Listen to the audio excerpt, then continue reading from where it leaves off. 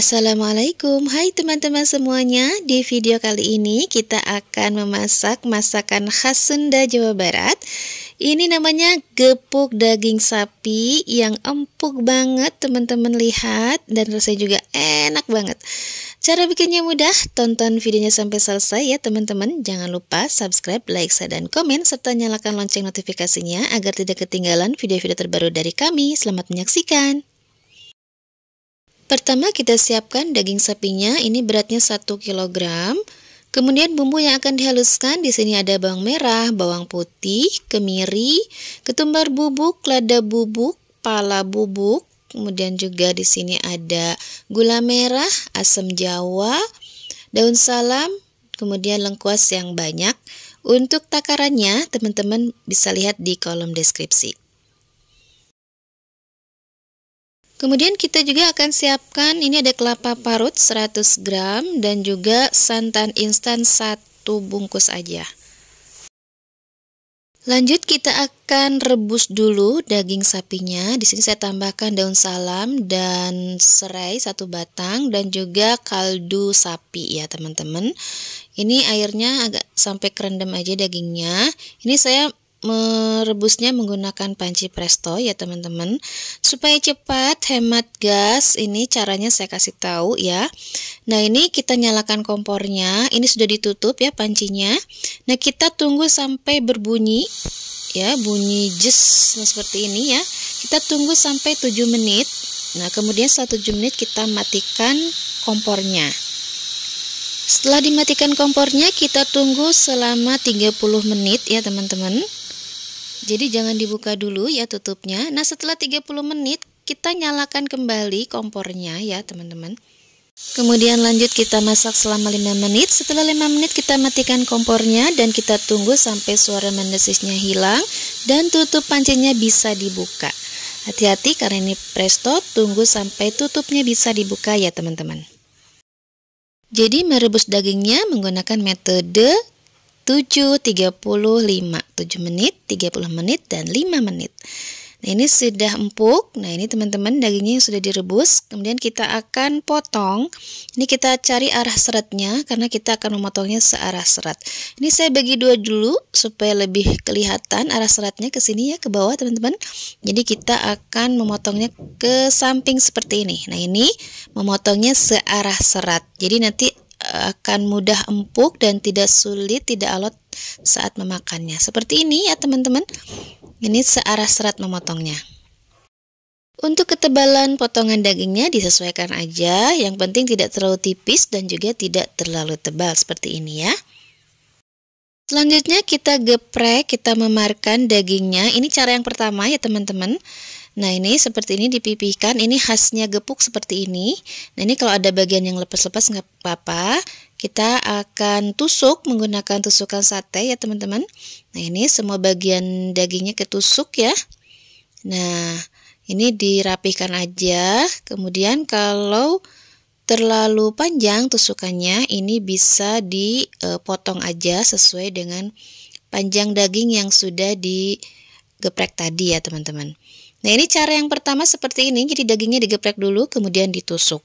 Nah cara yang kedua bisa juga teman-teman ditusuk dulu dagingnya ya, jadi jangan digeprek dulu, ditusuk dulu kira-kira panjangnya seperti ini ya dagingnya, nanti kan akan memanjang ya karena digeprek.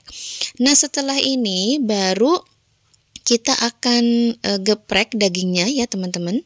Nah seperti ini kita akan geprek dagingnya, nah ini jadi memanjang kan ya dari ukuran yang tadi sebelum digeprek. Nah setelah ini digepreknya pelan-pelan aja ya teman-teman supaya tidak hancur. Setelah ini baru kita rapihkan lagi. Nah kalau ada bagian yang agak-agak lepas tidak apa-apa karena ini ditusuk jadi tidak akan lepas nanti ya ketika dimasak. Nah seperti ini teman-teman ya. Nah bagian-bagian kecilnya boleh disambungkan aja.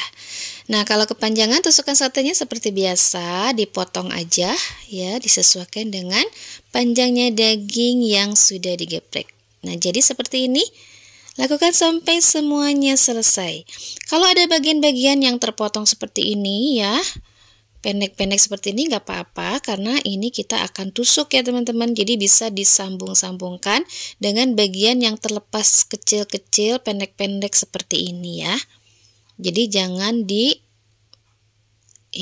ya, tidak ikut dimasak, jangan ya. Nah seperti ini bagian yang kecil-kecil, yang pendek-pendek, ini kita tusuk aja, kita sambung-sambungkan ya teman-teman dengan bagian yang tercecernya ya. Nah jadi dengan metode ditusuk pakai tusukan sate ini tidak ada bagian yang terlepas ya teman-teman, walaupun tercecer kecil-kecil ini masih bisa disambungkan. Nah seperti biasa ini digeprek ya, kemudian nanti panjang tusuk satenya disesuaikan aja dengan panjang dagingnya.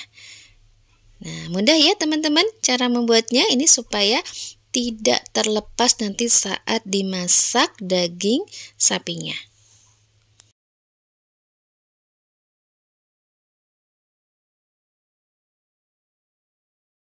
Nah ini dia sudah selesai semua ditusuk dagingnya yang sudah digeprek, kita siap untuk mengolahnya selanjutnya.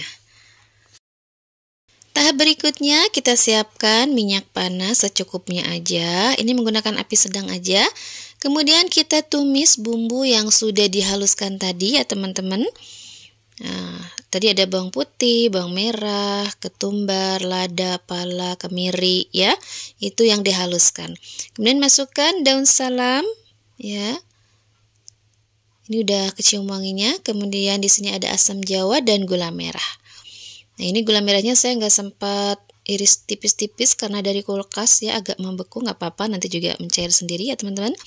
Nah ini kita masak sampai tanak ya. Nah ini saya masukkan lengkuasnya. Jadi lengkuasnya tadi kurang lebih 100 gram ya teman-teman. Kalau mau lebih banyak juga boleh, nggak apa-apa, lebih wangi. Ini diparut dulu lengkuasnya. Jadi tidak dihaluskan ya lengkuasnya, tapi diparut. Kemudian dimasukkan, kita masak sama-sama dengan bumbu halus tadi sampai tanak, sampai matang dan keluar aroma wanginya. Lanjut saya tambahkan ketumbar bubuknya supaya lebih wangi ya teman-teman. Ternyata tadi kurang. Kemudian setelah ini kita aduk-aduk sampai tercampur merata. Tambahkan kaldu sapi, kemudian garam, dan juga gula putih secukupnya aja. Ini aduk-aduk sampai tercampur rata. Ini bumbunya udah matang ya teman-teman, udah tanak. Nah setelah ini kita tambahkan air. Air kurang lebih 600 ml ya teman-teman. Lanjut kita aduk-aduk. Nah ini gula merahnya masih belum larut semua ya teman-teman, nggak apa-apa.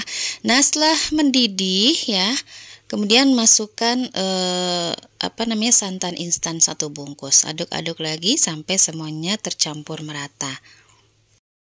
Nah kalau sudah begini teman-teman boleh tes rasa, dan khasnya masakan gepuk itu cenderung ke manis ya, manis, gurih, asinnya itu harus dapat. Lanjut kita masukkan kelapa parutnya ya teman-teman. Nah biasanya ada juga gepuk itu yang nggak pakai kelapa parut, tapi ada juga yang pakai kelapa parut. Kalau menurut saya biasanya di tempat saya tuh pakai kelapa parut, dan ini rasanya tuh lebih enak, lebih gurih dan lebih wangi. Nah ini kita aduk-aduk sampai merata ya teman-teman seperti ini. Nah kalau sudah tercampur merata, masukkan daging sapi yang sudah ditusuk tadi ya teman-teman.